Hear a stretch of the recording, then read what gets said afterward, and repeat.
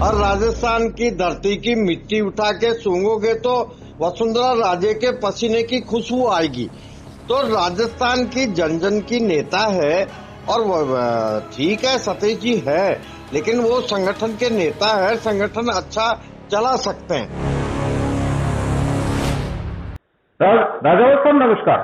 नमस्कार सर, दीपावली की आपको बहुत बहुत हार्दिक शुभकामनाएं। आपको भी दीपावली शुभ हो। सर, राजस्थान की राजनीति के बारे में अगर हम बात करें अभी, तो क्या चल रहा है और क्या देख रहे हैं आप, क्या तस्वीर देख पा रहे हैं इस समय? भाई, राजनीति में तो सबसे दुर्भाग्यपूर्ण बात है कि हम बल्लभनगर दरियावद में करने भी नहीं रह पाए। हम तीसरे चौथे नंबर आ गए और हमारी नेशनल पार्टी की जमानत जब्त होना ये गंभीर बात है। तो ये राजनीतिक हालात ठीक है, कांग्रेस ने कोई 3 साल से कुछ जनता को राहत नहीं दी राजस्थान में, लेकिन संयोग से वो जो है कि हमारे सतीश जी ने कहा कि वोटों का बंटवारा हो गया और इसलिए हम हार गए। ये बंटवारा होना, ये नौबत क्यों आई? हमें चयन करना चाहिए था अच्छे कैंडिडेट का, दरियावद में कन्हैयालाल का या इसमें बल्लभनगर में डांगी का या उसका बिंडर का। तो ये नौबत खड़ी नहीं होती, हम आराम से जीतते दोनों जगह।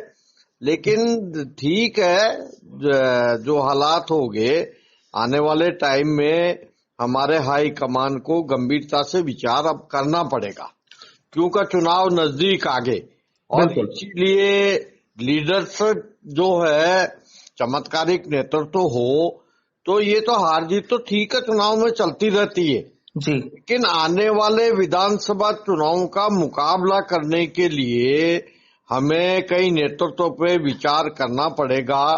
वसुंधरा राजे जी के नेतृत्व को आज राजस्थान की जनता चाहती है और अपने तकदीर की बागडोर उनके हाथों में देना चाहती है। तो इसलिए हाईकमान को विचार करना पड़ेगा, ये विषय है। तो सर, इसमें जैसे डांगी जी को कटारिया जी के काफी करीबी भी माना जाता था, उनको टिकट देने की। डांगी जी तो हमारे थे, उनका धरातल मजबूत है और जनाधार वाले नेता थे, लेकिन पता नहीं क्यों क्या सोच के उन्होंने उनको इग्नोर कर दिया और आखिरकार वो बेनीवाल जी के खेमे में चले गए। अब बेनीवाल जी ने तो यूं ही टोपी रख दी, उनका कोई लेना देना नहीं है मेवाड़ की राजनीति में। वो तो ठीक है कि उनका खुद का वर्चस्व था डांगी जी का, और उसके बलबूते पे उनके वोट आए। कोई इनकी वजह से थोड़ी आए कि बेनीवाल को वोट मिल गए। बेनीवाल जी का तो धरातल ही नहीं है मेवाड़ में। तो बिंडर जी को जो मिलना चाहिए था। अब बिंडर जी भी पुराने कार्यकर्ता है, एमएलए रहे हैं, उनका भी वर्चस्व है बिंडर की राजनीति में। थोड़ा सा अंतर रहा उनके, डांगी जी के और बिंडर जी के कोई ज्यादा 1200 वोटों का अंतर रहा। तो इन लोगों में से ही चयन करते न, तो ये नौबत खड़ी नहीं होती। हाँ, तो इसमें जाहिर सी बात है कि अब कई नेता ये चाहते हैं बीजेपी के कि वाकई राजस्थान में बीजेपी की जो कमान अब मिलनी चाहिए वो वसुंधरा राजे जी को मिलनी चाहिए। हाँ, तो क्या जो सतीश पूनिया जी का जो वर्किंग स्टाइल है या जो भी चीजें हैं जो उनकी खिलाफत हो रही है, क्या ये ठीक है? नहीं, देखो, सतीश जी पुराने कार्यकर्ता हैं और संगठन चलाना बहुत अच्छी तरह जानते हैं और संगठन को बहुत अच्छे ढंग से चला रहे हैं। लेकिन संगठन चलाना और शासन चलाना, जननेता होने का और संगठन चलाने का, इनका बहुत बड़ा अंतर है। अब वसुंधरा जी तो लोकप्रिय जननायिका है और जननेता रही है। राजस्थान में लगातार परिवर्तन यात्रा 2002 की परिवर्तन यात्रा हमने निकाली, उसके बाद से चप्पा चप्पा उन्होंने छान दिया राजस्थान का। और राजस्थान की धरती की मिट्टी उठा के सूंघोगे तो वसुंधरा राजे के पसीने की खुशबू आएगी। तो राजस्थान की जन जन की नेता है और ठीक है सतीश जी है, लेकिन वो संगठन के नेता है, संगठन अच्छा चला सकते हैं। तो लेकिन राजावत जी, यहाँ पर क्या आपको लगता है कि राजस्थान में अभी बीजेपी में कोई लीडरशिप नहीं है? नहीं, ये तो देखो कमी है, क्योंकि वसुंधरा जी ठीक है, कुछ तो अभी वो उनकी पुत्रवधू बीमार है, पिछले यूं भी 3 साल से लगातार उनको जिस तरह से पीछे किया गया, तो ये कारण है कि लीडरशिप का अभाव है। और लीडरशिप उनको हाईकमान को विचार करके, अब ठीक है यूपी में योगी जी को लाना ही पड़ा, जबकि आज यूपी में अब योगी जी की वजह से चुनाव आ रहे हैं, लेकिन अब चुनाव में अब धीरे धीरे बीजेपी का ग्राफ बढ़ता जा रहा है। वैसे ही राजस्थान में अगर वसुंधरा जी के हाथों में कमान संभला देंगे तो राजस्थान में भी ये स्थिति जो चुनाव की लगातार हम पंचायत चुनाव हुए, नगर पालिका हुए, नगर परिषद हुए, नगर निगम के हुए, जिला परिषद के हुए, प्रधान के, जिला प्रमुख के, हमारे चुनाव आ रहे। लेकिन आने वाले टाइम में अगर अब भी हाईकमान को विचार करके वसुंधरा जी के हाथों में कमान संभला देंगे तो वापस हमारा ग्राफ बढ़ता चला जाएगा। तो आपको क्या लगता है कि जो बीजेपी में अभी जो लकुना जो चल रहा है, क्या इसी का फायदा कांग्रेस उठा रही है या गहलोत उठा रहे हैं? यही बात है, इन्होंने कोई न्याय तो किया नहीं। 3 साल से राजस्थान की जनता जो है बुरी तरह त्राई मची हुई है, तो कांग्रेस ने ऐसा कोई चमत्कार नहीं किया।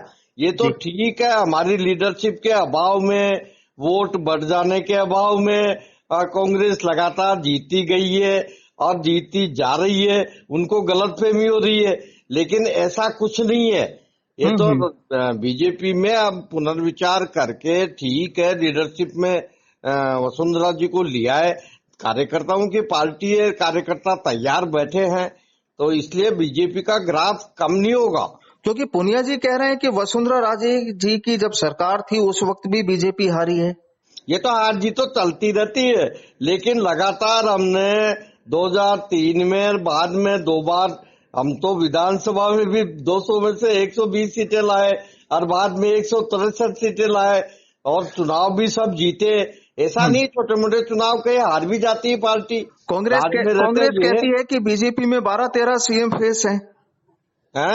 कांग्रेस ये कहती है कि भाजपा में 12-13 फेस हैं। ठीक है कि कई लोग महत्वाकांक्षी हैं, लेकिन दावेदार होना ये गलत बात नहीं है, अति महत्वाकांक्षी होना ये गलत बात है।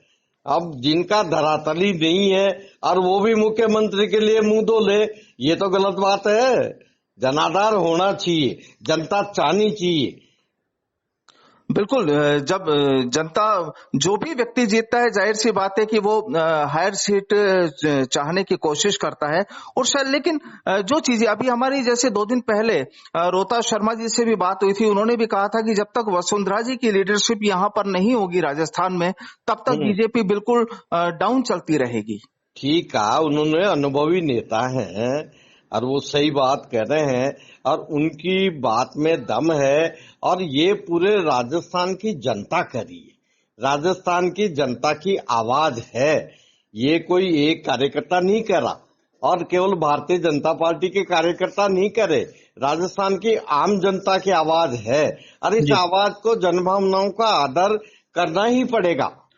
सर, यहाँ पर जैसे अब अगर हम कांग्रेस की बात करें तो जैसे गहलोत जी और पायलट वाला जो पूरा चल रहा है, कांग्रेस के साथ उनको लेके आ सकती है, हाईकमान उनको लेके आ सकते हैं कांग्रेस में, तो क्या वसुंधरा जी और जो पूनिया जी हैं, क्या ये एक जजम पर साथ नहीं आ सकते? बिल्कुल आ सकते, क्यों नहीं आ सकते। ये तो हाईकमान को ये प्रयास करना पड़ेगा और आने वाले टाइम में इनके कोई दूरी थोड़ी है, लेकिन ठीक है, ये राजनीतिक दूरी हो गई और इसको दूर किया जा सकता है, कोई बड़ी बात नहीं है। लेकिन अगर वक्त पे अगर ऐसी चीजें नहीं हुई तो शायद आपको नुकसान हो सकता है। नहीं, नुकसान तो हो ही गया ना अब तक ही, और हो रहा है, और इसीलिए मैं कह रहा हूँ कि अब पार्टी के वरिष्ठ नेता है, जो हाईकमान है, शीर्ष नेतृत्व है, उनको विचार करना ही पड़ेगा। क्योंकि जब आजकल जो पोस्टर्स वगैरह जो लगते हैं वहां पर मैडम को गायब कर दिया जाता है और 2023 के इलेक्शन आ रहे हैं, तो क्या बीजेपी इस चीज को या हाईकमान इस चीज को सोच नहीं रहे हैं? नहीं, देखो, इसकी तो जवाब दिया वसुंधरा जी ने खुद नहीं कि वो पोस्टर की राजनीति में विश्वास नहीं करती, लोगों के दिलों पे राज करती है, करती आई है, करती रहेगी। तो जननेता है, इनका कोई फर्क नहीं पड़ता पोस्टर में हो नहीं हो। तो ये आने वाले टाइम में ये जनता के दिलों पे राज कर रही है, करेगी। तो सर अब 2023 के जो इलेक्शन आ रहे हैं, अगले केवल 2 साल के लगभग का समय वक्त बाकी है, तो जाहिर सी बात है कि आप लोग भी चाहेंगे कि राजस्थान में अपना कमल यहाँ पर खिलाएं। तो सवाल ये कि अगला सीएम कौन होगा राजस्थान में? अगला सीएम कौन होगा राजस्थान में, ये आम जनता जो चाहती है ना, और जनता जो मुख्यमंत्री बनाती है वो जनता की आवाज है कि उनकी जो नेता है वसुंधरा राजे सिंधिया के हाथों में ही राजस्थान की कमान हो, और आने वाले 23 में भी यही होगा। अगर पार्टी विचार करके कमान संभला देगी तो मुख्यमंत्री होगी। और अगर वसुंधरा जी को अगर हाईकमान की ओर से दरकिनार किया जाता है तो जाहिर है कि वापस बीजेपी को काफी शायद नुकसान हो सकता है। नुकसान तो होगा ही, वापिस आना भी हमारा नेतृत्व के बगैर मुश्किल होगा। बिल्कुल, वो एक बड़ा सवाल है बीजेपी के लिए कि अगर पक्की लीडरशिप नहीं रही, मजबूत और अनुभवी लीडरशिप नहीं रही, तो शायद बीजेपी को नुकसान हो सकता है। यही मानते हैं? हो सकता है, हम राज में आना चाहते हैं, लेकिन हमें नुकसान हो सकता है कि लीडरशिप के बिना हम राज में आना हमारे लिए मुश्किल रहेगा। चलिए राजावत साहब, धन्यवाद। बहुत बहुत शुक्रिया सर, आपका समय देने के लिए बहुत बहुत शुक्रिया। Thank you.